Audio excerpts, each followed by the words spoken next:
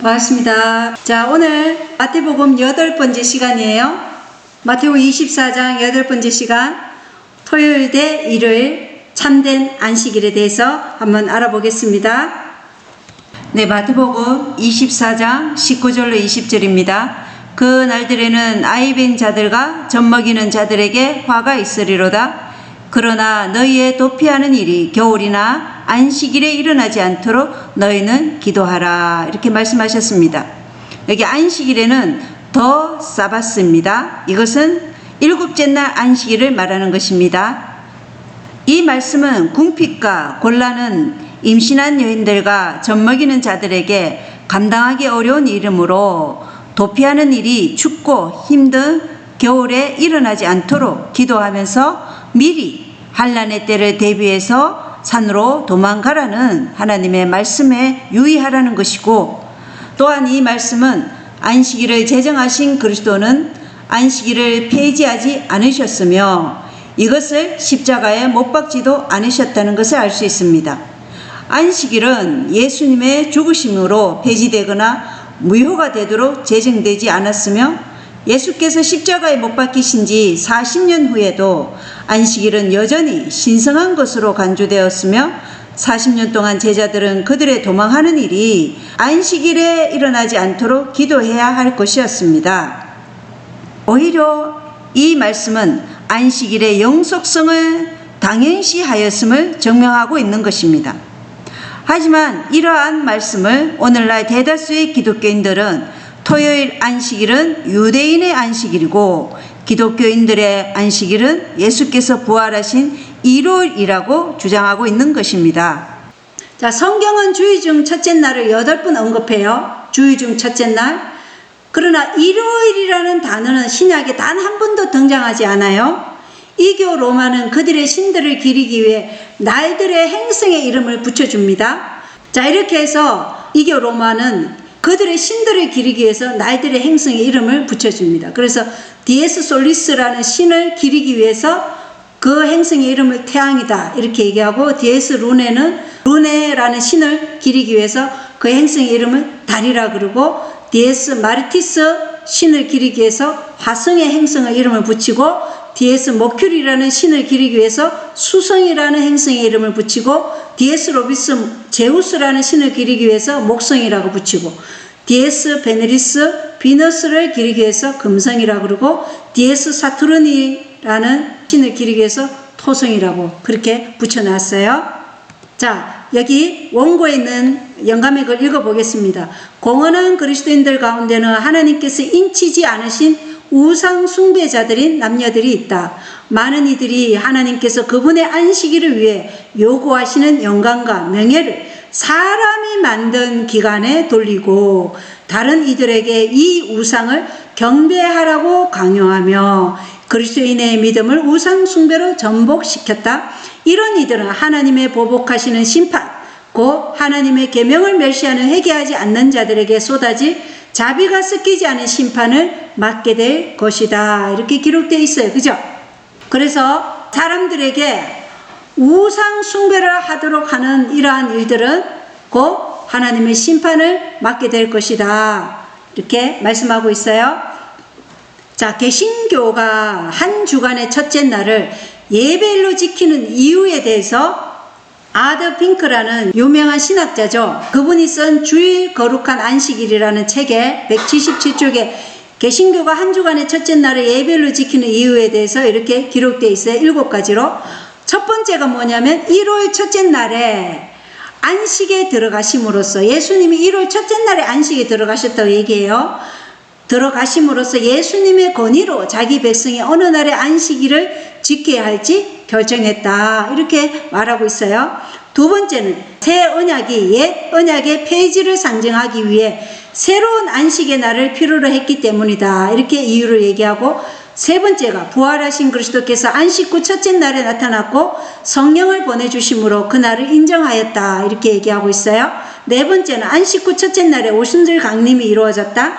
다섯 번째는 초대교회가 한 주간의 첫째 날에 떡을 떼고 말씀을 전하기 위해 기념했다. 이렇게 얘기하고 있어요. 그리고 여섯 번째는 옛 안식과는 다른 날을 한정해 정하셨기 때문이다. 그리고 7번째는 버려진 돌이 모퉁이의 머릿돌이 되었다는 말씀에 비춰볼 때 하나님이 이 날을 정하신 것이 분명하기 때문이다. 이런 이유로 이 날은 신약 성경에서 주의 날로 일컬어진다. 그래서 일요일이 주의 날이다. 이렇게 얘기한다는 거예요. 여기에 대해서 우리가 한번 알아보겠습니다. 상세하게. 자, 첫 번째 아드핑크의 주장은 뭐예요? 일요일 첫째 날에 안식에 들어가심으로써 예수님의 권위로 자기 백성이 어느 날에 안식일을 지켜야 할지 결정했다. 이렇게 얘기하고 있어요. 그런데 우리가 사복음서를 공부해 보았듯이 금요일 오후 3시에 예수님이 돌아가셨죠. 예비일에. 그죠? 그리고 무덤에 안식하신 날이 언제예요? 7째 날 토요일에 안식하셨어요. 근데 아드핑크는 일요일에 안식에 들어가셨다 이렇게 얘기하는데 틀린 거죠. 그래서 무덤에 안식하신 날은 7째 날 토요일이에요. 그리고 부활은 첫째 날 일요일에 했죠. 그것을 지금 마가복음 15장 42절에 그날은 예비일고 안식일 전날이므로 이제 저녁이 되었을 때 아리마대 요셉이 와서 담대히 빌라도에게 들어가 예수님의 몸을 간절히 구하니라. 그래서 안식일 전날 예비일에 예수님 돌아가셨다는 것을 성경이 증명하고 있어요. 그리고 누가복음 23장 53절 54절에 보면 그날은 예비일이며 안식일이 다가오더라. 그래서 돌아가서 한 푼과 기름을 예비한 뒤 명령에 따라 안식일에 안식하더라. 이렇게 돼 있죠. 예수님은 안식일 7째 날 토요일에 무덤에서 안식하셨다. 분명히 나오죠. 그죠? 그래서 이러한 것에 대한 답변은 뭐냐? 예수님은 첫째 날에 안식에 들어가신 것이 아니라 7째 날 토요일에 무덤에서 안식하셨다. 또한 예수 그리스도의 죽으심과 장사되신 부활을 나타내는 절기들을 성취하셨는데 예수님은 6월절에 십자가에 죽으시고 누룩 없는 무교절에 무덤에서 안식하시고 부활의 첫 열매인 요제절에 부활하심으로 제사 제도와 절기들의 모형을 실체이신 원형이 정확히 성취하셨음을 알 수 있는 것입니다. 그죠? 자, 그리고 마태복음 28장 1절에 안식일이 끝나고 주의 첫날이 밝아오기 시작할 때에 또 마가복음 16장 1절 2절에 안식일이 지났을 때에 2절에 주의 첫날 매우 이른 아침, 또 누가복음 24장 1절에도 주의 첫날 매우 이른 아침에, 또 요한복음 20장 1절에도 주의 첫날 일찍 아직 어두울 때에 뭐예요? 사람들이 막달라 마리아와 또 야고보의 어머니 마리아와 살로메가 돌무덤에 와서 돌이 돌무덤에서 옮겨진 것을 보는 것이죠. 그래서 예수님 부활은 언제예요? 안식 후 첫날, 주의 첫날, 또는 안식일이 끝나고 주의 첫날이 밝아오기 시작할 때, 안식일이 지났을 때, 이렇게 분명하게 돼 있죠. 그죠? 그래서 안식일은 여전히 7째 날 토요일이고 일요일은 주일 중 첫째 날임을 이 사복음서 모두가 기록하고 있어요. 그죠? 그리고 일요일이 주의 날이어서 예배를 드려야 한다거나 부활을 기념하라거나 교회에 가야 한다거나 거룩히 지켜야 한다거나 하는 암시조차도 우리는 성경절에서 발견할 수 없어요. 더 나아가 위 성경절은 일요일이 안식일이 아닌 것을 명확하게 하고 있는데 그 이유는 첫째 날은 안식일 다음 날이기 때문이다. 그래서 정확하게 일요일은 안식일 다음 날이다. 이렇게 얘기하고 있어요. 자, 두 번째 아드핑크의 주장은 새 언약이 옛 언약의 폐지를 상징하기 위해 새로운 안식의 날을 필요로 했기 때문이다. 이렇게 말하고 있어요. 왜 우리가 이런 걸 알아야 되냐면 우리가 만나야 될 사람들이 누구예요? 일요일을 지키는 개신교인들, 또 가톨릭도 일요일을 지키죠. 그리고 이방 사람들도 만나야 되지만 주로 많이 만나는 분들이 이분들이에요. 그렇기 때문에 우리가 그분들이 주장하는 것에 대해서 우리가 믿는 바를 확실하게 알고 있어야 되는 겁니다. 자, 여기 아드핑크 책에 보면 언약이 바뀌면 그 목적도 바뀌고 하나님의 안식에 참여하는 방식도 바뀌고 안식의 날도 바뀔 수밖에 없다. 이렇게 기록이 되어 있어요. 예수님이 십자가에 달려 돌아가심으로 언약이 바뀌었나요? 예, 언약이 바뀐 게 아니죠. 그대로 안식일은 그대로예요. 그리고 또 안식일은 시내산 언약의 표징이었다. 이렇게 얘기해요. 안식일이 시내산에서 주어졌나요? 아니죠. 창세기 2장이 주어졌죠. 그래서 시내산이 있기 전에 창세기 2장에 하나님께서 지구를 6일 동안 창조하시고 안식일을 주신 것이죠. 그래서 이들이 새 언약, 옛 언약을 얘기하는 것은 히브리서 7장 12절을 가지고 말하는 거예요. 우리가 어제 히브리서 7장 12절 배웠죠. 그죠? 저녁에. 자, 히브리서 7장 12절을 읽어보면 제사장 체계가 변화했은즉 율법도 변하는 것이 마땅하니라 이렇게 말하고 있어요. 자, 언약, 저 십계명인 도덕법이 바뀐 것이 아니라 이 말씀은 의식법과 그와 관련된 희생 제사 제도와 절기들이 일시적인 성격을 가지고 있다는 것을 우리에게 계시하고 있는 것이죠. 이 제사장 체계가 변화했다는 것은 레위의 후손만이 제사장이 되는 엄격한 규칙이 이제 예수 그리스도라는 멜기세덱의 계통으로 제사장 체계가 변했죠. 그래서 멜기세덱의 계통에 따른 예수 그리스도라는 제사장 체계가 변함으로 의식법이 변하는 것이 마땅하다는 것을 말하는 것이지, 이 말씀이 새 언약이 바뀌었다 이런 뜻이 아니라는 것입니다. 자, 히브리서 7장 12절에 대한 다른 성경절들을 보겠어요.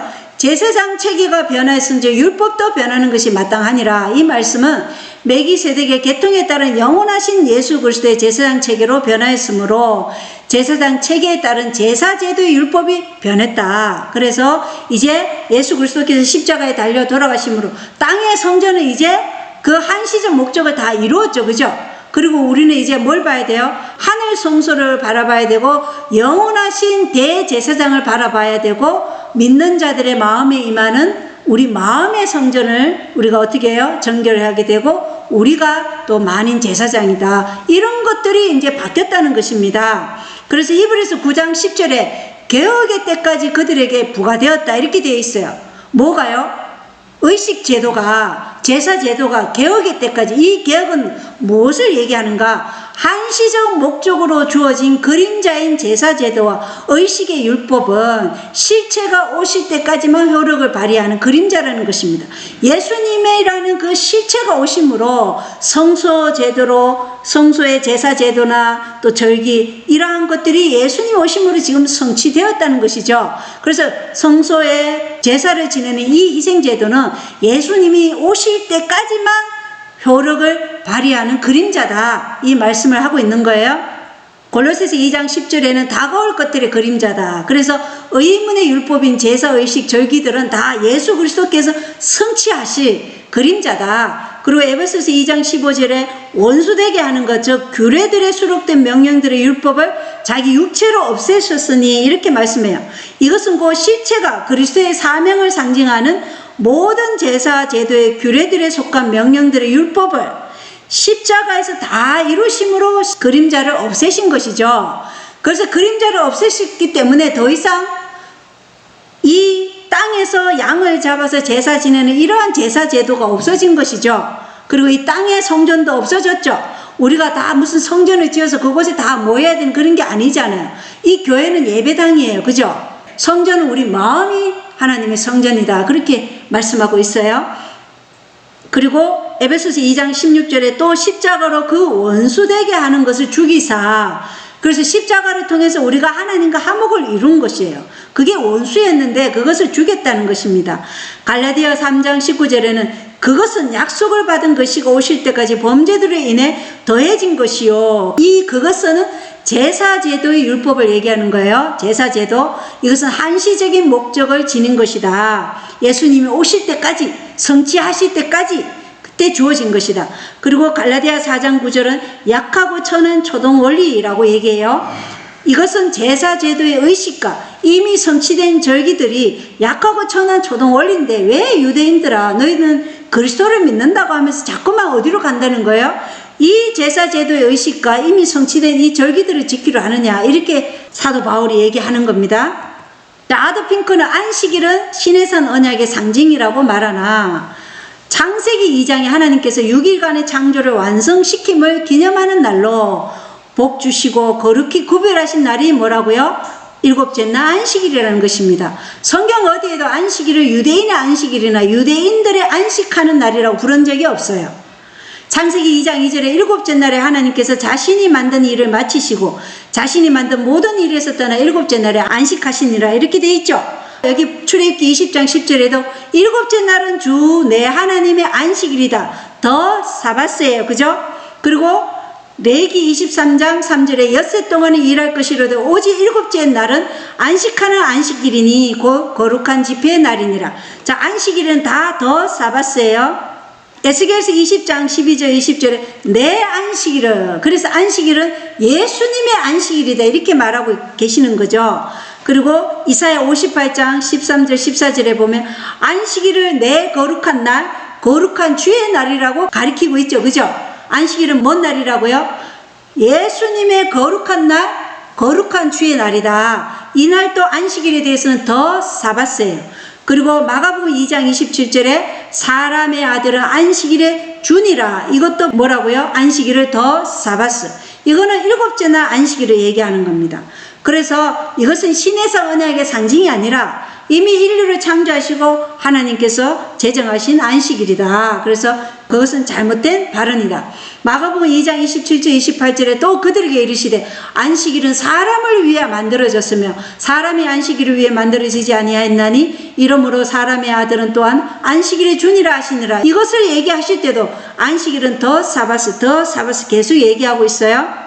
시편 24장 1절 2절에 땅과 거기에 충만한 것이 주의 것이요 세상과 그 안에 거하는 자들도 그러하니 그분께서 바다들 위에 그것을 세우시고 큰 물들 위에 그것을 굳게 세우셨도다 이렇게 말씀하고 있어요. 그래서 모든 만물은 하나님께서 창조하셨죠. 그렇기 때문에 누구에게 속하다고요? 주의 것이다 이렇게 얘기했죠. 주께 속해 있다 이렇게 얘기하고 있어요. 이 모든 것을 모든 인류를 만드셨다면 모든 인류를 위해 하나님께서 이 모든 것을 만드셨다고 얘기해요. 그러면 인간을 위해 만드신 안식일도 당연히 누구의 것이 되어야 돼요? 주의 것이 되어야 하죠. 그래서 6일 동안 만드신 모든 것이 주님의 것이자 인류에게 주신 것이지만 안식일만은 유대인들에게 속해 있다는 것은 너무나 터무니없는 주장이라는 것이에요. 아시겠죠? 예. 모든 것이 주께서 만드셨고 주께 속한 것이라면 안식일도 주께 속한 것이고 주의 날이죠. 근데 이 날이 유대인의 날이라고 한다는 것은 터무니없는 주장이다.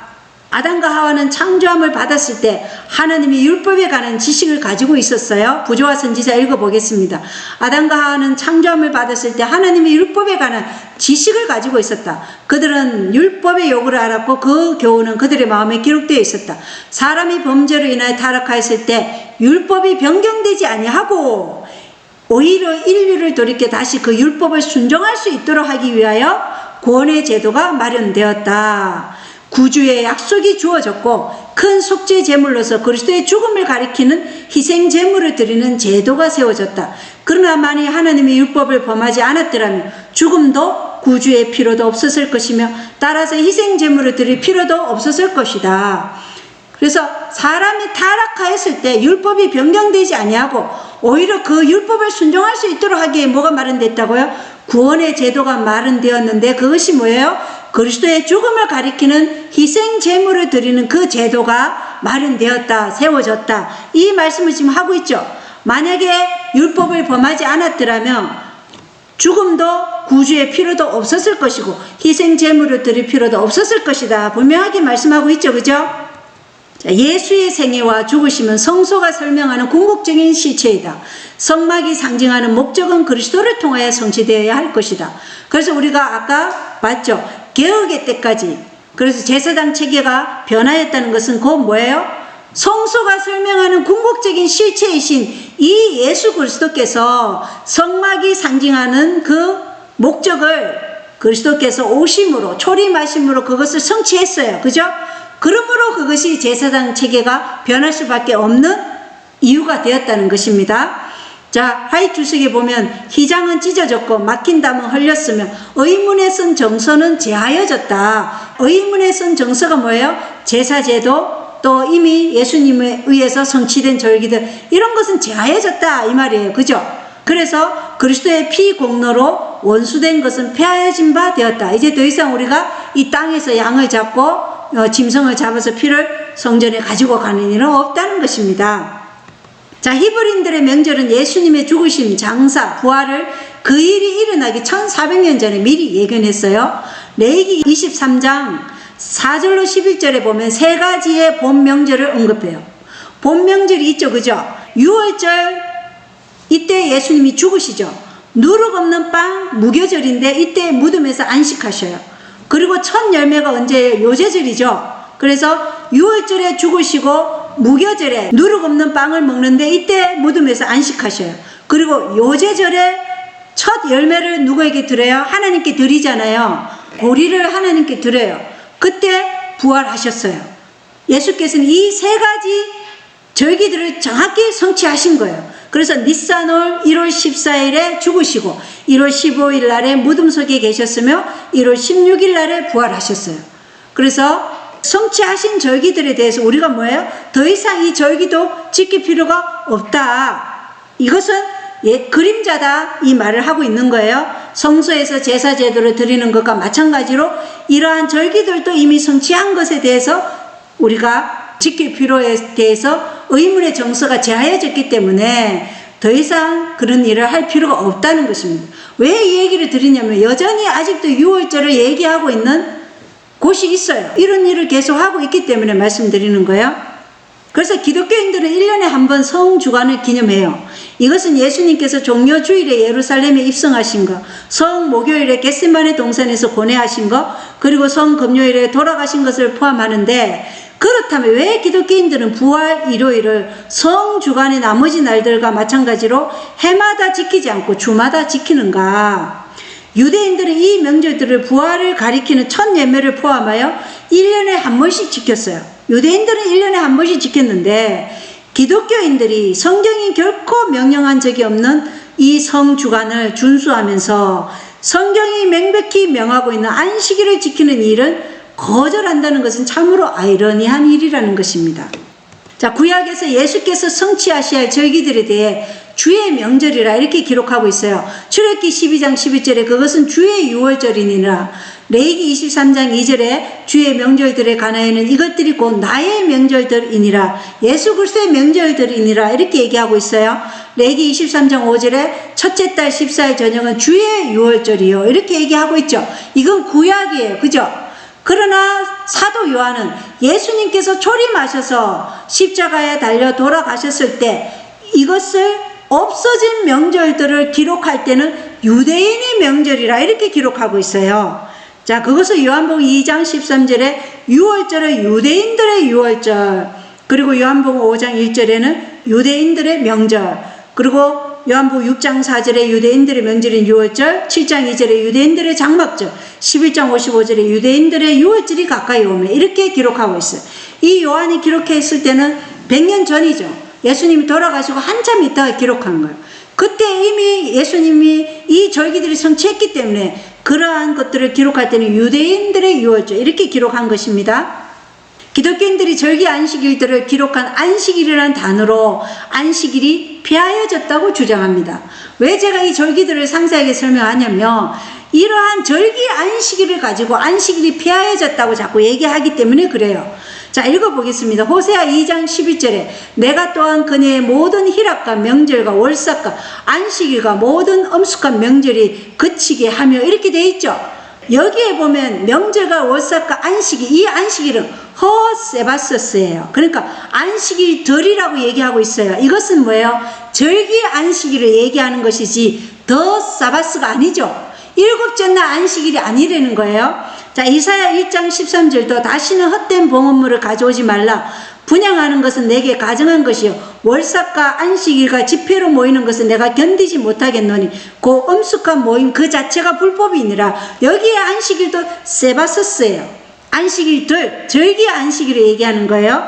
자, 예레미야 애가 2장 6절도 주께서 시온에서 엄숙한 명절들과 안식일들을 잊어버리게 하시며 친히 분노하시고 경노하사 왕과 제사장을 멸시하셨도다. 이 안식일들도 뭐예요? 세바서스예요. 절기 명절들을 얘기하는 겁니다.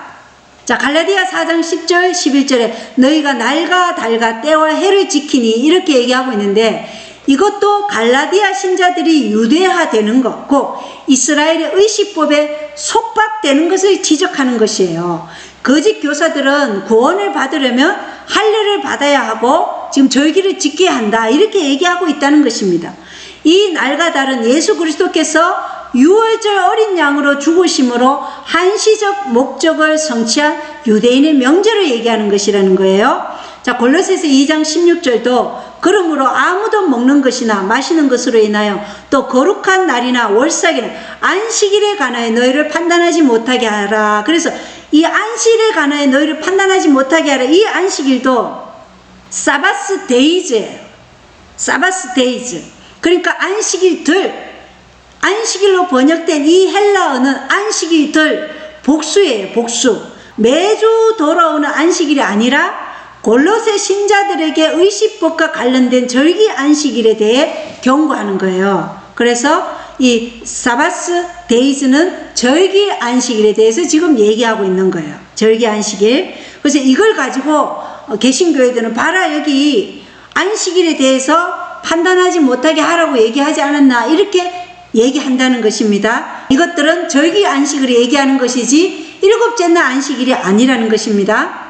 자, 세 번째 아더핑크의 주장은 부활하신 그리스도께서 안식 후 첫째 날에 나타났고 성령을 보내주심으로 그날을 인정하였다, 이렇게 얘기하고 있어요.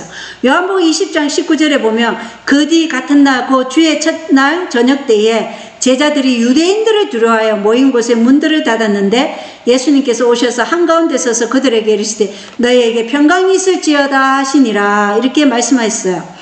많은 개신교도들이 이 성경절을 일요일이 기독교인 안식일임을 증명하기 위해서 사용합니다.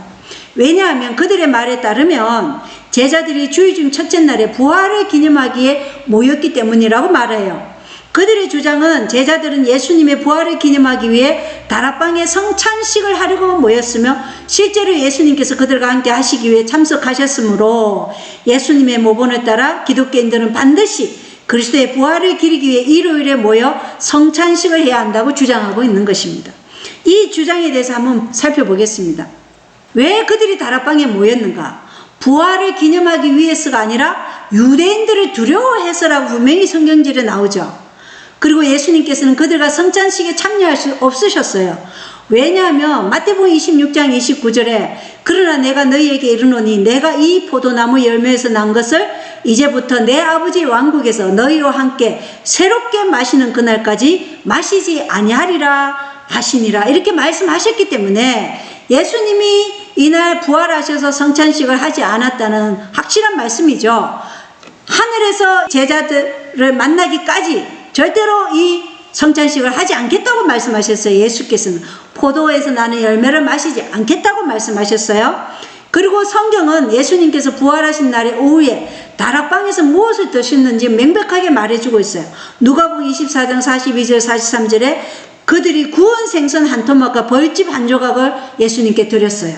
그래서 포도즙을 마시지 않았다. 그리고 그분께서 그것을 받으사 그들 앞에서 잡수시더라, 이렇게 기록이 되어 있습니다. 그리고 성만찬 예식은 일요일을 기념하는 것이 아니라 예수님의 죽음을 기념하는 것이라고 성경에 기록되어 있죠. 마태복음 26장 28절에 이것은 쟤들의 사면을 얻게 하려고 많은 사람을 위하여 흘린 나의 피, 그 새 상속 언약의 피니라, 이렇게 기록이 되어 있어요. 그리고 고린도전서 11장 26절에는 이는 너희가 이 빵을 먹고 이 잔을 마실 때마다 주의 죽으심을 그분께서 오실 때까지 보이기 때문이니라. 그래서 성만찬은 예수님의 죽음을 기념하기 위해서 성만찬 예식을 하라고 그랬지 일요일을 기념하라고 말씀하신 것이 아니라는 것입니다. 그리고 예수님께서 고난주간의 목요일 밤에 성만찬 예식을 마련하셨어요. 그래서 예수님이 십자가에 달려 돌아가시기 전 목요일 밤에 성만찬 예식을 마련했다. 그래서 이러한 주장에 가장 큰 타격을 주는 것은 제자들이 부활을 축하하기 위해 모이지 않았다는 점이라는 것입니다. 왜냐하면 그들은 예수님께서 부활하셨다는 사실도 믿지 않았기 때문이죠. 믿지 않았죠. 막달라 마리아나 살로메나 야고보의 어머니 마리아가 찾아가서 4번이나 찾아가도 그들은 믿지 않았습니다. 그리고 아더핑크의 주장은 성령을 보내주심으로 그날을 인정하였다, 이렇게 얘기하고 있지만 요한복음 20장 22절에 보면 그분께서 이것을 말씀하시고 그들을 위해 숨을 내시며 그들에게 이르시되 너희는 성령을 받으라, 이렇게 말했다고 일요일을 예배일로 인정했다고 이렇게 말하지만 이 말씀은 일요일 예배와는 전혀 상관이 없는 말씀이라는 것입니다. 그리스도께서 그의 제자들에게 그의 평화를 나누어 주신 이 그리스도의 행동은 오순절 날에 주어질 풍성한 성령의 소낙비가 있기 전에 주신 약간의 빗방울과 같은 것이었다. 예수께서 그의 제자들에게 위탁된 일을 추진시켜 나갈 때에 그들은 그 일의 성질과 그리스도의 왕국이 지상에 세워질 방법에 관하여 더욱 완전히 깨닫게 될 것이었다. 그들은 구주의 정인으로 인정함을 받았다. 그들은 주님의 부활에 관하여 그들이 보고 들은 것을 증거하여야 하였다. 그래서 예수님이 부활하셔서 성령을 받으라 한 것은 오순절 날에 주어질 풍성한 성령의 소낙비가 있기 전에 주신 약간의 빗방울과 같은 것이었다는 것입니다. 그래서 구주의 정인으로 인정함을 받은 그 빗방울 같은 성령을 부어주신 것이지 이것이 일요일 예배와 전혀 상관이 없다는 것을 우리가 알 수 있죠. 네 번째 아드핑크의 주장은 안식 후 첫째 날에 오순절 강림이 이루어졌기 때문에 일요일이 예배일로 지정되었다. 이렇게 얘기하고 있어요. 자, 사도행전 2장 1절에 보면 오순절 날이 충만히 임하였을 때 그들이 다 한마음이 되어 한 곳에 있더라. 이렇게 기록되어 있어요. 일요일 예배와는 전혀 상관이 없는 말씀이고 예수께서 부활 후에 40일이 지나고 하늘로 성천하신 이후 10일 동안 120명이 다락방에서 함께 말씀과 기도와 간구를 계속할 때 성령이 오순절에 임한 것이에요. 성령이 임한 조건이 있죠. 우리의 모든 죄를 자백하고 정결하게 되고 예수님을 위해서 우리가 무엇이든 할 수 있도록 우리에게 은혜와 능력을 달라는 그 간구를 했을 때 오순절 성령이 임한 거예요. 오직 하나님의 영광, 하나님을 영화롭게 하기 위해서 자신들을 온전히 헌신하겠다는 그 헌신의 기도에 하늘이 응답하심으로 오순절 성령이 내렸다는 것입니다. 자, 여기에 대해서 교황 요한 바오로 2세는 디에스 도민이라는 그의 편지에 일요일에 일어났던 모든 일들 때문에 그날이 기독교인들의 안식이라고 증명하려고 시도했어요. 교황 요한 바오로 2세가 어떻게 주장하냐? 예수님께서는 일요일에 부활하셨고 일요일에 예수님께서 엠마오로 가는 길에 두 제자들과 함께 걸으시며 얘기를 나누셨고 그분은 일요일 오후에 11명의 제자들에게 나타나셨고 또 하나님께서 성령을 일요일이었던 오순절날 부어주셨고 복음의 첫 선포가 일요일날 이루어졌고 첫 침례가 일요일에 행해졌기 때문에 일요일이 예배일이다. 이렇게 주장하는데 자, 이거는 다 터무니없는 주장이죠. 자, 다섯 번째 아드핑크의 주장이 뭐예요? 초대교회가 한 주간의 첫째 날에 떡을 떼고 말씀을 전하기 위해 기념했다. 이렇게 되어 있어요. 자, 이 말씀의 주장에 근거로 삼는 것이 사도행전 20장이에요. 사도행전 20장 7절부터 12절을 보면 주의 첫날에 이렇게 되어 있죠. 주의 첫날에 제자들이 빵을 떼려고 함께 오니 바울이 이튿날 떠나려고 그들에게 말씀을 선포하며 계속해서 한밤중까지 말을 하니라. 자, 주의 첫날에 저녁에 빵을 떼려고 함께 모였는데 바울이 이제 이튿날 떠나요. 그러니까 그들에게 말씀을 계속 선포하며 한밤중까지 말을 하는데 다락방에 등불이 있었는데 유두고라는 청년이 다락방 창문에 걸터 앉아있다가 떨어져 죽었어요. 그러자 바울이 내려가서 그 속에 생명이 있지 않으니까 그를 위해서 기도하고 그 생명이 다시 돌아왔죠. 이제 이 날을 주의 첫날이라 해서 이 주의 첫날을 사도행전의 이제 초대교회 신자들이 일요일을 예배일로 지금 지키고 있었다. 이렇게 주장하는 것입니다. 그러나 이 주의 첫날 저녁은 오늘날로 보자면 언제냐면 오늘 우리가 지금 토요일 예배 드리잖아요. 토요일 예배 저녁. 그래서 토요일 저녁이 되면 곧 아침이 되니라. 첫째 날의 시작이 뭐예요? 하루의 시작이 어디서부터 시작해요? 저녁부터 저녁까지죠. 그게 창세기 1장에 있잖아요. 1장 5절에. 저녁이 되고 아침이 되는 이는 첫째 날이니라 이렇게 돼 있잖아요. 그죠? 그래서 하루의 시작은 저녁이에요. 이 주의 첫날이라는 것은 오늘날로 보면 토요일 저녁이지만 성경적으로 보면 일요일의 시작 저녁을 말한다는 것입니다. 일요일의 시작 저녁이에요. 이것은 토요일 안식일날 예배를 위해 모인 것이고 일요일에 여행을 떠나는 사도 바울이 토요일 안식일이 지난 첫째 날의 시작인 저녁까지 온종일 지금 설교를 하고 있다는 것입니다. 그래서 우리가 지금 이렇게 모였는데 제가 이제 멀리 이제 떠나요. 그러니까 이제 다시 못 볼 줄 알고 계속해서 말씀을 지금 어디까지요? 밤중까지 전하고 있다는 것입니다. 그게 주의 첫날이라는 것이에요. 그러니까 성경적으로 보면 일요일의 시작 저녁을 말한다는 것입니다. 그리고 제자들은 일요일뿐만 아니라 매일마다 떡을 뗐다고 사도행전 2장 44절 46절에는 증거하고 있어요. 46절 읽어보겠습니다. 또 날마다 한 마음이 되어 성전에 거하고 집에서 집으로 돌아가며 빵을 떼면서 단일한 마음으로 즐겁게 자기들의 음식을 먹고 날마다 뭘 뗐다고요? 날마다 서로 빵을 떼면서 모였다는 것입니다. 날마다. 자, 5번째 아드핑크 주장 또 있습니다. 초대교회가 한 주간의 첫째 날에 떡을 떼고 말씀을 전하기에 기념했는데, 아까는 사도행전 20장 7절을 봤어요. 이번에는 고린도전서 16장 1절이죠. 이 성경절도 일요일에 초대교회 신자들이 예배 드렸다는 성경절로 많이 주장하는 성경절이에요. 자, 고린도전서 16장 1절 2절은 이제 성도들을 위한 모금에 관하여는 내가 갈라디아의 교회들의 지시한 바와 같이 너희도 그렇게 하라. 주의 첫날에 너희 각 사람이 하나님께서 형통하게 하신 대로 자기 곁에 모아두어 내가 갈 때에 모으는 일이 없게 하라. 이렇게 얘기했어요. 이 성경전은 예루살렘에 있는 가난한 성도들을 위한 모금에 대해 묘사하고 있는 것이, 이 모금은 지역 교회의 예산을 위한 것이 아니에요.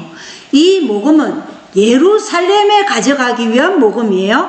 자, 이것을 뒷받침하고 있는 성경절이 로마서 15장 25절로 28절이에요.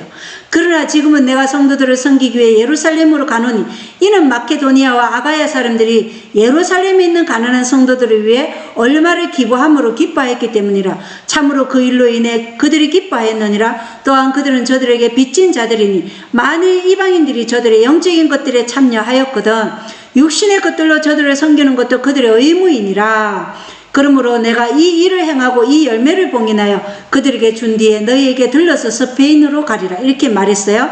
그래서 일요일이 거룩하고 사람들은 그날에 교회에 간다고 하는 것을 증명하기 이 성경절을 사용하는 것은 부정직하다는 것입니다.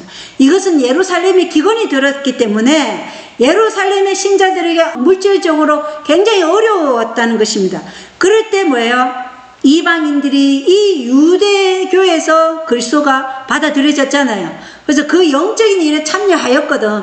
육신의 것들도 저들을 섬기는 것도 그들의 의무다. 우리가 가난한 형제들을 도와주는 것도 우리의 의무다. 그래서 사도 바울은 내가 가서 모금을 하지 말고 내가 가기 전에 너희들이 각자 따로 개인적으로 돈을 따로 모아 놓을 것을 지금 말하고 있는 것입니다. 그래서 내가 가서 모으지 말고 너희가 개인적으로 예루살렘의 가난한 우리 성도들에게 돈을 가져갈 수 있도록, 바울이 그 돈을 가져갈 수 있도록 이 돈을 따로 모아 놓을 것을 말하고 있는 것이 바로 이 고린도전서 16장 1절 2절 얘기예요. 이것이 예배를 위해서 따로 모인 것이 아니라는 것입니다. 그래서 주의 첫날에 너희 각 사람이 하나님께서 형통하게 하신 대로 자기 곁에 모아두어 내가 갈 때 모으는 일이 없게 하라. 그래서 안식이 예배를 끝나고 주의 첫날, 그러니까 일요일에 너희들이 삶 속에서 그것을 계속 모으라 이 말이에요. 자, 왜 바울이 일요일에 돈을 따로 모으라고 요구했는지에 대한 이유가 있어요. 안식일은 일상의 작업을 떠나서, 일상의 일을 떠나서 명상과 예배로 시간을 보내고 건전한 안식과 거룩한 행위에 바쳐져야 해요. 그래서 생명을 위한 날이고 개인적인 재정을 살펴보는 날이 아니기 때문에 각 사람이 개인적으로 또는 주기적으로 미리 현금을 모아두어 사도 바울이 갈 때 모으는 일이 없게 하라고 한 것이며, 다른 교회들에서도 이 일이 실행된 일이었고, 이 성경절은 일요일 준수가 아니라 신실한 청지기지기에 대해 가르치고 있다는 것입니다. 뭐에 대해서 가르치고 있다고요? 청지기지기에 대해서 가르치고 있다는 것입니다. 우리가 돈을 어떻게 사용해야 할지 그것에 대해서 지금 가르치고 있는 것이지, 이것이 일요일 예배의 근거가 되지는 않는다. 이것을 지금 말하고 있다는 것입니다. 자, 6번째 아더핑크의 주장은 옛 안식과는 다른 날을 한정해 정하셨기 때문이다. 이렇게 말해요.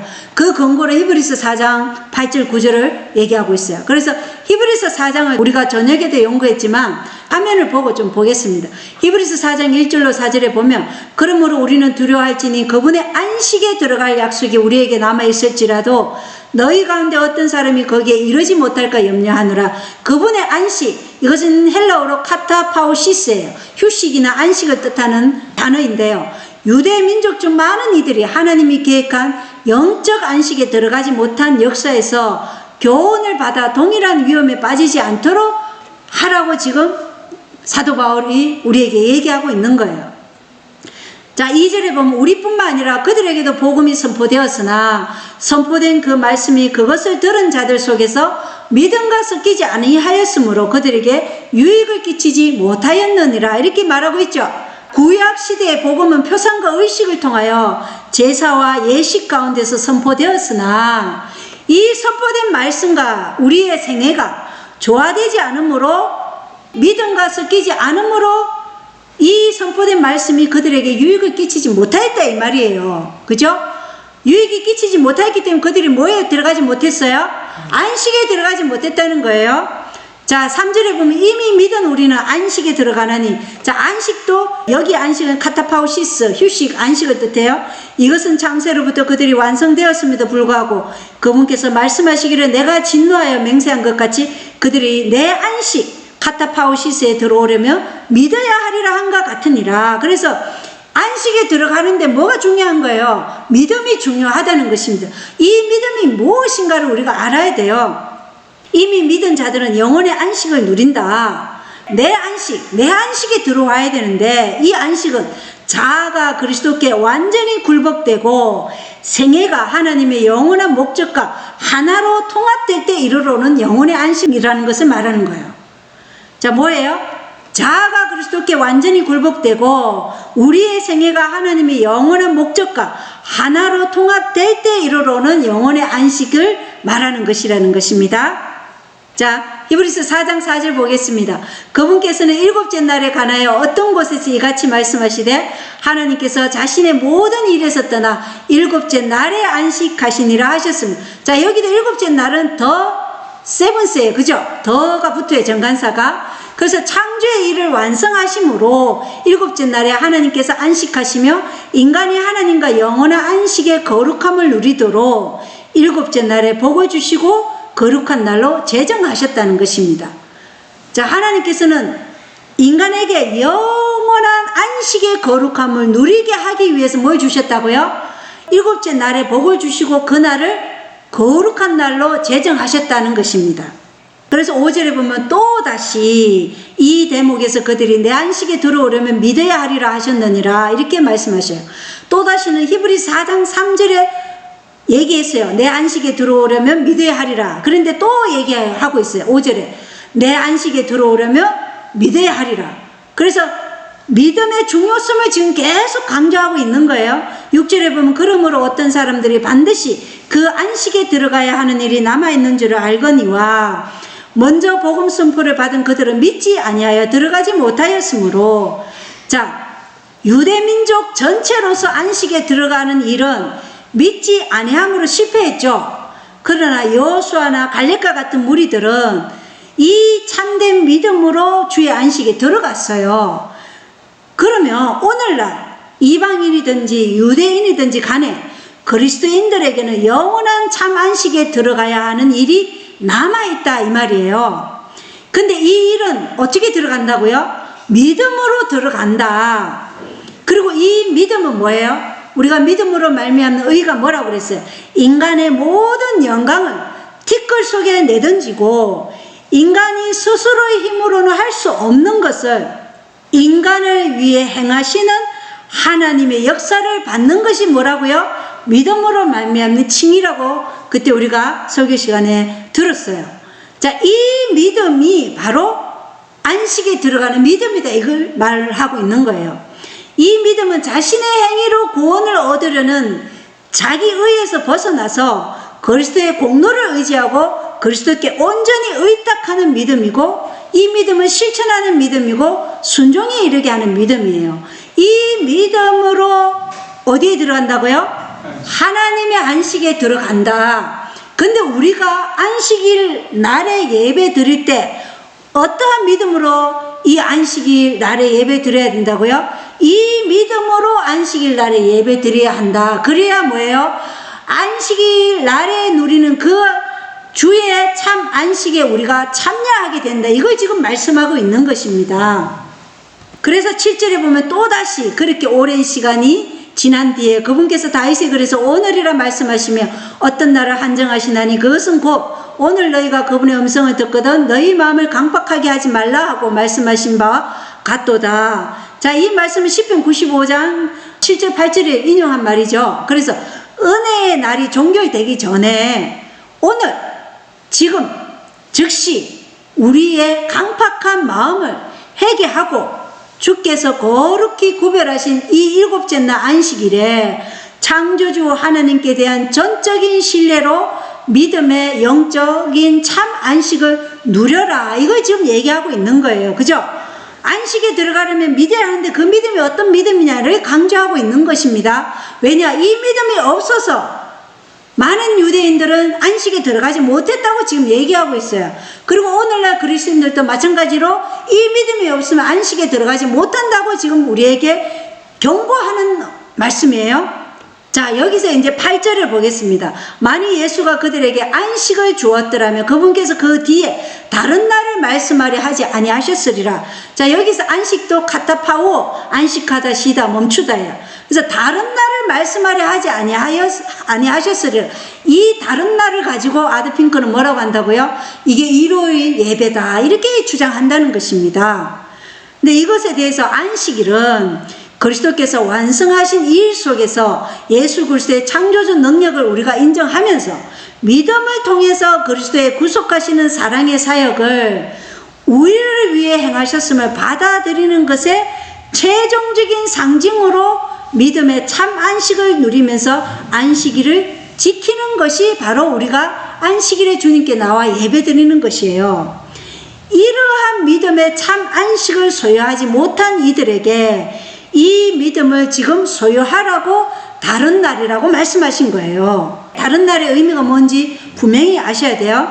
유대인들이 안식에 들어가지 못한 이유는 이러한 그리스도의 정신이 없는 행위의 안식이, 죽은 형식의 안식일을 지키면서 자신의 의를 세우고자 하였으며 믿음의 참된 안식으로 안식일을 지킨 것이 아니기 때문에 유대인들이 하나님께서 주시는 그 참 안식에 들어가지 못했다, 이 말씀을 하고 있는 거예요. 그래서 다른 날을 말씀하셨다, 이렇게 말씀하고 있는 거예요.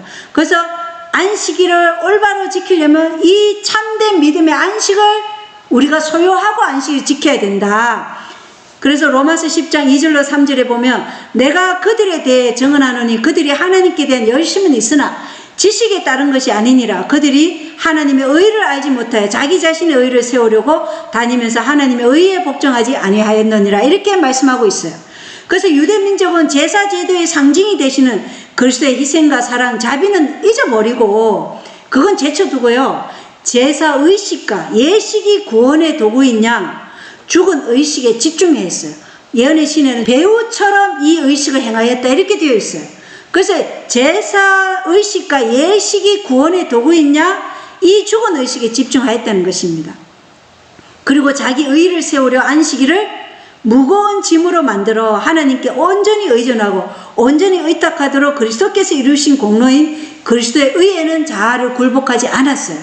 그래서 뭐예요? 자신의 의를 세우려고 다니면서 하나님의 의에는 복종하지 아니하여서 지금 어디에 못 들어갔다고요? 하나님의 참 안식에는 들어가지 못했다는 그 말씀을 하는 거예요. 그래서 9절에 보면 그러므로 하나님의 백성에게는 한 안식이 남아있도다. 이 한 안식에는 사파티스모스예요. 이 말은 안식일, 휴식을 얘기하는데 다른 모든 안식은 카타파우시스인데 이 한 안식은 오직 이 성경의 요 히브리서 4장 9절에만 나오는 사파티스모스예요. 이것을 우리가 잘 알아야 돼요. 이건 우리의 구원과 굉장히 직접적인 연결을 가지고 있어요. 히브리 4장 9절의 하위 주석에는 이 남아있는 한 안식이 무엇이냐, 이걸 얘기하는데 뭐라고 얘기하냐면 이것은 은혜의 안식이요 교훈의 말씀에 따라 부지런히 일함으로써 얻는 안식이며 예수님에게서 배운 사람들, 곧 그분의 온유와 겸손을 배운 사람들은 그의 교훈을 실제하는 경험 가운데서 안식을 발견한다, 이렇게 기록되어 있어요. 그리고 초기 문집 31쪽에는요 남아있는 이 한 안식을 예수님의 재림의 장면을 묘사하면서 기록되어 있어요. 그러면 우리가 여기서 알아야 될 것은 안식의 시제성은 하나님의 왕국의 은혜의 왕국과 영광의 왕국이 있는 것과 마찬가지로 이미와 아직의 개념으로 은혜의 안식과 영광의 안식이란 두 개념으로 이해해야 한다는 것입니다. 자, 안식일의 주인 되시는 그리스도께서 은혜의 왕국에 대한 은혜의 안식의 약속을 창세기 3장 15절에 말씀하셨죠. 그리고 이미 이 땅에서 믿는 자들에게 은혜의 안식 또는 믿음의 참 안식이 시작되었죠. 우리에게도 그 은혜의 안식이 이미 시작되었어요. 그죠? 유대 민족 중에서도 여호수아나 갈렙 같은 사람들은 믿음으로 주의 안식에 들어갔어요. 그러나 많은 유대인들은 믿음의 참 안식이 없어서 주의 안식에 들어가지 못했고 민족적으로 안식에 들어가는 일은 실패했다는 것입니다. 그래서 복음이 지금 이방인과 유대인 개개인들에게 모두 선포되었으나 완전한 안식은 아직 완성되지 않은 것이에요. 자, 완전한 안식이 완성되었나요? 완전한 안식은 완성되지 않은 것으로, 완전한 안식은 예수님 제 이름으로 인해 천년 왕국을 누리는 하늘나라에서부터 이루어진다는 것입니다. 다시 말해서 그리스도인들은 믿음으로 인해 이미 이 은혜의 안식을 누리고 있으나 제가 도말되어 하나님과 영원히 함께할 영광의 안식은 예수님의 재림으로 성취될 영광의 왕국과 함께 온전히 누리게 될 것을 말하고 있어요. 그런데 이것을 가지고 지금 아드핑크의 주장은 뭐예요? 이것이 일요일 다른 안식일을 우리에게 주셨다, 이렇게 주장하고 있다는 것입니다. 이것이 그래서 터무니없는 말이다 라고 지금 증명하는 것이에요. 히브리서 4장 10절에 보면 그분의 안식에 이미 들어간 자는 또한 하나님께서 자신의 일들을 거치신 같이 이미 자기 일들을 거쳤느니라. 그래서 이미 은혜의 안식에 들어간 자들은 자기의 행위로 구원을 얻으려는 일을 거치고 온유와 겸손으로 자신을 위한 삶이 아닌 하나님의 영광만을 위해 생애할 것을 우리에게 말하고 있는 것이라는 것입니다. 그래서 이 히브리서 4장은 굉장히 중요합니다.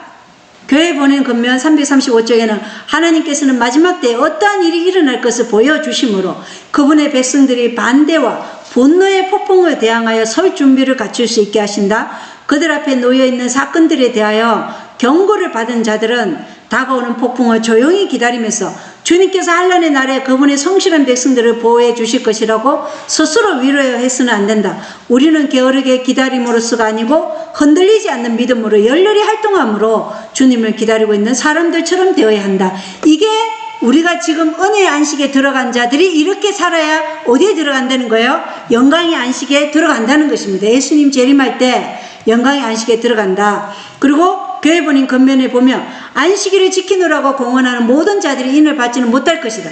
자, 안식일을 지킨다고 지금 교회에 와 있어도 인을 받지 못한다고 얘기해요. 다른 사람들에게 진리를 가르치는 자들 가운데도 임하여 하나님의 인을 받지 못할 자들이 있다. 두려운 경고예요. 그들은 진리의 빛을 가지고 있고 그들의 주인의 뜻을 깨닫고 우리의 신앙의 모든 점들을 이해했다. 그러나 그들은 거기에 합당한 행동을 하지 않았다. 예언과 하나님의 지혜의 보화를 그처럼 잘 알고 있던 이 사람들은 그들의 믿음을 실천했어야 했다. 그들은 권속들에게 명령하여 그들을 따르게 했어야 했다. 그렇게 했더라면 질서가 잘 잡힌 가정을 통하여 그들은 세상 사람들의 마음에 진리의 가마를 줄 수 있었을 것이다. 우리가 하나님의 말씀을 가지고 있다면 거기에 합당한 행동을 해야 되고 믿음을 실천되어야 하죠. 그죠? 그리고 그들의 권속들에게 이 명령들을 따르게 해야 된다는 것입니다. 자, 그리고 그들은 헌신과 경건의 부족, 고상한 신앙상 표준의 미달 때문에 다른 사람들로 하여금 그들의 위치에 만족하게 한다. 유한한 판단력을 가진 사람들은 그들에게 그처럼 자주 하나님의 말씀의 보화를 열어준 이 사람들의 모본을 따른다면 그들은 분명히 그들의 영혼을 위태롭게 할 것이라는 것을 볼 수 없다. 그래서 사람을 모본으로 삼지 말라는 것입니다. 진리를 가르치는 자라 할지라도 여러분이 그 가르치는 사람을 따르면 안 된다는 것이에요. 그래서 예수님만이 우리의 유일한 참 모본이시다. 누구나 주님께서 그에게 요구하시는 바를 알고자 하면 겸손하고 배우고자 하는 어린아이의 마음을 가지고 지금 하나님 앞에 무릎을 꿇고 스스로 성경을 연구해야 된다. 자, 아까 사마리아 여인도 스스로 성경을 연구했잖아요. 그죠?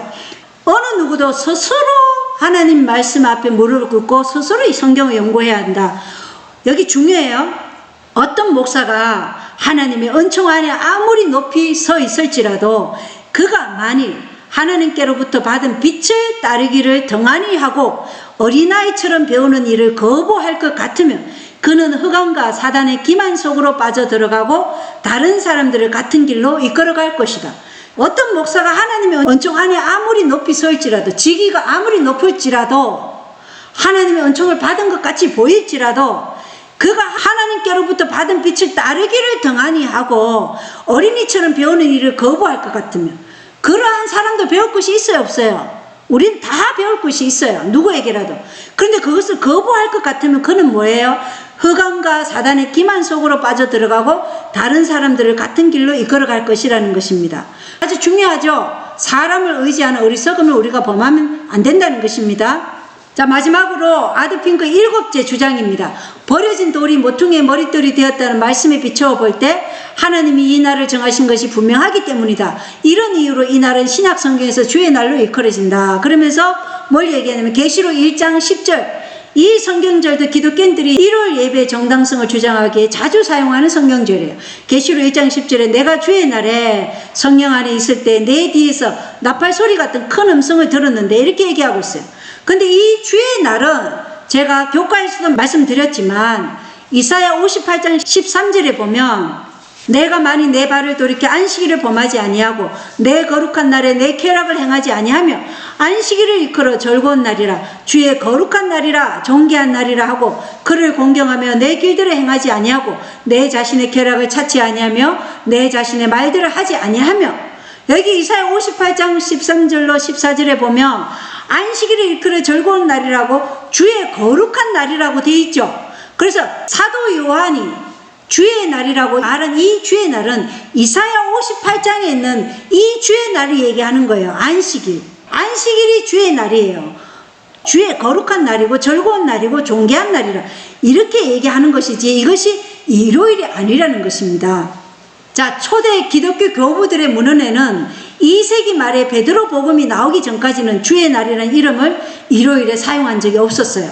2세기 말에 주의 날이라고 사용한 것이 100년 전 요한이 계시록에서 같은 의미로 그 이름을 사용했다는 증거라고 주장하는 것은 타당하지 않다는 것입니다. 베드로 복음 우리가 배웠었죠. 그러나 이제 안식일 동이틀무로 큰 외침이 하늘로부터 있었다 이러면서 일요일을 뭐라고 얘기하는 거예요? 안식일이다 이렇게 얘기하는 거예요. 그때부터 뭐예요? 일요일을 주의 날이라고 사람들이 사용하기 시작했다는 것입니다. 자, 보겠습니다. 성경에서 우리가 주의 중 첫째 날을 언급하는 아드핑크의 주장을 모든 절들을 다 찾아보았어요. 그들 중 어느 하나도 일요일이 주의 날이거나 우리가 그날을 거룩하게 지켜야 한다거나 그날이 교회에 모여야 하는 날이거나 그리스도의 부활을 기리기 위해 그날을 거룩하게 지켜야 한다고 암시조차 하지 않아요. 그죠? 성경은 안식일을 주의 날이라고 23번을 언급하지만 일요일을 주의 날이라고 부른 적은 단 한 번도 없다는 것입니다. 구약과 신약 성경 모두 명백하다는 것입니다. 우리가 지난 시간에 배웠지만 한 번 더 보겠습니다. 천주교회는 예수 그리스도의 건의로 제7일 안식일 준수해서 예수의 부활을 기념하는 주일의 시도로 바꾸어 놓았다. 그러므로 개신교회들이 일요일을 지키는 것은 천주교회에 대한 그들의 충성을 보이는 표가 된다. 그래서 개신교들이 일요일을 아무리 정당화하려고 해도 그것은 뭐예요? 천주교회에 대한 그들의 충성을 보이는 표라는 것입니다. 그리고 개신교의 일요일 준수는 그들이 자신들도 모르게 가톨릭 교회 건의에게 표하는 경의이다. 그래서 일요일 준수는 가톨릭 교회의 건의에게 표하는 경의이다. 이렇게 말하고 있어요. 리벤 헤러드 4월 5일자 읽겠습니다. 하지만 안식일과 일요일의 준수 문제는 어디에서나 토론될 것이며 사탄의 기만이 세상에 범람할 것이다. 앞으로 더 심해져요. 여러분, 앞으로 대쟁투는 일요일이냐 안식일이냐예요. 하나님의 권위냐 사람의 권위냐. 여러분 정신 바짝 차리지 않으면 우리는 이 태풍과 함께 휩쓸려 갈 수 있어요. 그래서 중요합니다. 안식일과 일요일 준수 문제는 어디에서나 토론될 것이며 사탄의 기만이 세상에 범람할 것이다. 제2의 사람은 거짓된 안식일을 마련했고 개신교 세계는 이 교황권의 아이를 받아들여 재우고 양육했다. 사탄은 모든 민족으로 하여금 바벨론의 간음의 진노의 포도즙을 마시게 하고자 한다. 그래서 이 거짓된 안식일이 바벨론의 간음의 진노의 포도즙이다. 자, 이것을 마시면 안 되겠죠. 그래서 유대인들의 죄와 마지막 시대 기독교인들의 죄는 달라 보이지만 그것들은 사실상 같다는 것입니다. 유대인들은 율법을 사랑한다고 했지만 그리스도를 거절했고 그리스도인들은 그리스도를 사랑한다고 말하지만 하나님의 율법은 거절해요. 율법은 그리스도의 품성의 사본임에도 불구하고 그리스도를 사랑한다고 하면서 그리스도의 품성의 사본인 율법은 거절한다고 말할 수 있겠는가? 이것은 슬프게도 유대 민족은 그리스도를 제거함으로써 그들의 민족을 구한다고 생각했지만 바로 그 가증한 행동으로 인해 그들은 로마의 국가적 권력을 이용해 그리스도를 없애고자 했지만 그들이 이용한 로마인들은 후에 그들에게서 등을 돌렸어요. 마지막 때에 똑같은 일이 역사 속에서 반복될 것입니다. 예루살렘의 황폐함이 세상에 임할 것인데 타락한 개신교 미국이 국가의 권력을 이용해서 일월 법령을 세워 모든 사람들에게 경배하도록 하는 일은 곧 국가적 파멸을 가져올 것이며 세상이 종말을 맞이하게 될 것이라는 것입니다. 그래서 대쟁투 614쪽에 하나님의 천사들이 인간의 감정에 거센 바람을 막아주지 않으면 각종 투쟁의 요소들이 쏟아져 나올 것이다. 온 세계는 옛날 예루살렘을 휩쓸었던 것보다 더 무서운 폐허를 나타낼 것이다. 앞으로 온 세계는 예루살렘이 멸망했던 그 때는 희미한 그림자에 불과해요. 그래서 무서운 폐허가 우리에게 이르러올 것입니다. 그래서 사도 바울이 안식일에 예배 드린 것이 사도행전에 다 나와요. 사도행전 13장 14절 42절 44절 그리고 16장 13절 17장 2절로 3절에 보면 다 사도 바울이 갈래대로 새 안식일의 성경 기록들을 인용하여 그들과 토론하고 안식일에 도시에 나가 사람들과 예배드리고 다 안식일에 예배드렸다는 것이 나옵니다. 또 사도행전 18장 1절로 4절에도 또 사도 바울이 안식일마다 해당해서 토론했다. 그리고 사도행전 18장 11절에도 바울이 고린도에서 1년 6개월을 머물며 그들 가운데서 하나님의 말씀을 가르쳤다. 그래서 고린도 교인들에게 1년 6개월이라면 78번의 안식일에 하나님의 말씀을 가르쳤다는 것입니다. 그런데 어떻게 초대교회에서 일요일 예배가 시작되었다고 어떻게 이런 거짓을 주장할 수 있겠습니까? 그죠? 그래서 일요일 예배는 로마 가톨릭의 법이자 권위의 표다라고 가톨릭이 주장하고 있다는 것입니다. 일요일은 순전히 가톨릭 교회의 창조물이고 일요일은 오직 가톨릭 교회의 법이고 일요일은 우리의 권위의 표다. 가톨릭 교회의 권위는 성경보다 높으며 안식일이 일요일로 옮긴 것이 그 사실에 대한 증거이다. 성경은 안식일을 기억하여 거룩히 지키라고 말한다. 가톨릭 교회는 아니다. 나의 신성한 힘으로 나는 안식일 날을 폐지하고 주의 중 첫째 날을 거룩히 지키도록 너희에게 명한다. 그리고 보아라, 모든 문명세계가 거룩한 가톨릭 교회의 명령에 경건하게 복종하여 엎드린다. 이게 다 가톨릭 문서에서 나온 것입니다. 성경이 유일한 권위가 되어야 한다고 생각하는 사람들은 논리적으로 제7일 안식이 예수 재림 교인이 되고 토요일을 거룩히 지켜야 한다. 가톨릭 문서에서 나온 거예요. 성경이 유일한 권위라고 생각하면 논리적으로 제7일 안식이 예수 재림교인이 되고 토요일을 거룩히 지켜야 한다. 그리고 이성과 지성은 우리들에게 둘 중 하나를 선택하도록 요구한다. 그것은 토요일을 거룩히 지키든 개신교인이 되거나 아니면 일요일을 거룩히 지키는 천주교인이 되거나이다. 그 외에 어떤 타협도 있을 수 없다. 그래서 오늘날 개신교회가 일요일 준수를 계속 고집하는 것은 그들이 개신교인이 아니고 누구라는 거예요? 가톨릭 교인, 천주교인이라는 것입니다. 시대의 징조 읽겠습니다. 주께서 당신의 백성들이 그들의 양심의 지시대로 그분을 섬길 수 있도록 피난처로 제공하신 땅, 오랜 기간 동안 적능자의 방패가 펼쳐져 있던 땅, 하나님께서 그리스도의 순수한 종교를 위탁하심으로 아끼신 땅, 그 땅이 자신의 입법자들을 통해 개신교계의 원칙들을 버리고 하나님의 법을 변경하려는 로마적 배도를 지지할 때 그때 제3의 마지막 작품이 드러날 것이다. 개신교도들은 그들의 모든 영향력과 힘을 교황권의 편에 던질 것이다. 거짓 안식일을 강요하는 국가의 법에 의해 그들은 타락한 로마의 믿음에 생명과 활기를 줄 것이고 그녀의 독재와 양심의 억압을 부활시킬 것이다. 그때가 바로 하나님께서 그분의 진리를 옹호하시기 위해 강력한 능력으로 역사하시는 때가 될 것이다. 자, 강력한 능력으로 역사하시는 때가 언제라고요? 미국이 이 모든 일월 휴업령을 하나님의 법을 변경해서 교황의 로마적인 그 배도를 지지할 때 그때 하나님께서 일하실 것입니다. 이 교황권에게 능력을 주는 것은 바로 독재와 양심의 억압을 부활시킨다는 것입니다. 이 부활이 다시 일어날 것이라는 것입니다. 우리 사도행전 387장 모두 읽겠습니다. 같이 잠도 깨울 겸.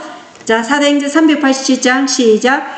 사단은 사람들의 마음을 그리스도를 믿고 하나님의 율법에 순종함으로 구원을 얻는 소망에서 떠나게 하려고 애써 노력한다. 각 시대를 통하여 대적 마귀는 그가 기만하려고 하는 자들의 편견이나 기호를 통하여 유혹한다. 사도 시대에 그는 유대인들로 의문의 율법을 높이고 그리스도를 거절하게 하였으며 현대에는 소위 그리스도인이라고 하는 많은 사람들을 유혹하여 그리스도를 높인다는 구실하에 도덕적 율법을 경시하고 그 계명을 범할지라도 형벌받지 아니한다고 가르친다. 이와 같은 진리의 곡해자들을 확고하고 단호하게 대적하고 진리의 말씀으로 두려움 없이 그들의 오류를 폭로하는 것이 모든 하나님의 종들의 의무이다. 그래서 우리의 의무가 뭐라고요? 하나님의 도덕적 율법을 경시하고 계명을 범하면 반드시 형벌에 이를 것이다. 하나님의 진노의 심판을 받을 것이다. 오류를 폭로하는 것이 모든 하나님의 종들의 의무라고 하시는 거예요. 그래서 우리가 남아있는 한 안식에 들어가려면 뭘 해야 된다고요? 온유와 겸손으로 부지런히 우리가 뭘 해야 된다고요? 하나님의 일들을 해야 된다. 그래야 하나님이 제공하시는 영원한 안식에 들어갈 수 있다. 이걸 오늘 우리가 토요일 대 일요일 참된 안식일이 무엇인지 우리가 확실하게 배웠죠. 오늘 마태복음 24장 8번째 시간 오늘 마치겠습니다. 감사합니다.